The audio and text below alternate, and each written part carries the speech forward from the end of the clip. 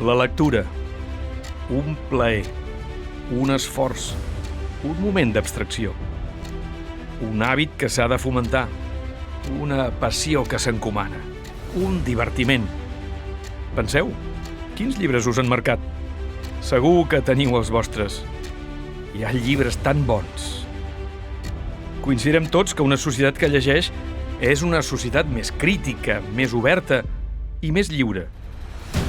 Doncs estem d'enhorabona perquè les dades ens diuen que, tot i que hem de continuar millorant, augmenta l'índex de lectura a Catalunya.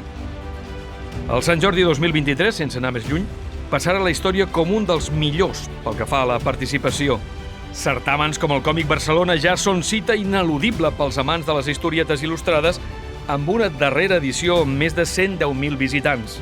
O el Manga Barcelona, un dels festivals més rellevants del món sobre manga, anime i cultura japonesa, amb xifres rècord enguany, amb més de 160.000 assistents i la presència de grans autors internacionals.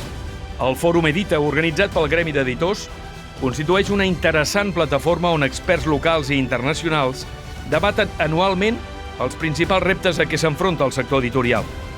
I, per descomptat, la Setmana del Llibre en Català, que després de 41 edicions s'ha consolidat com el gran festival del llibre en català, amb una generosa assistència de públic i vendes importants.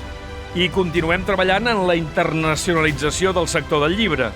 Els editors catalans participen amb bastants propis en les principals fires d'arreu del món, com les de Frankfurt, Bologna, Buenos Aires, Guadalajara o Londres.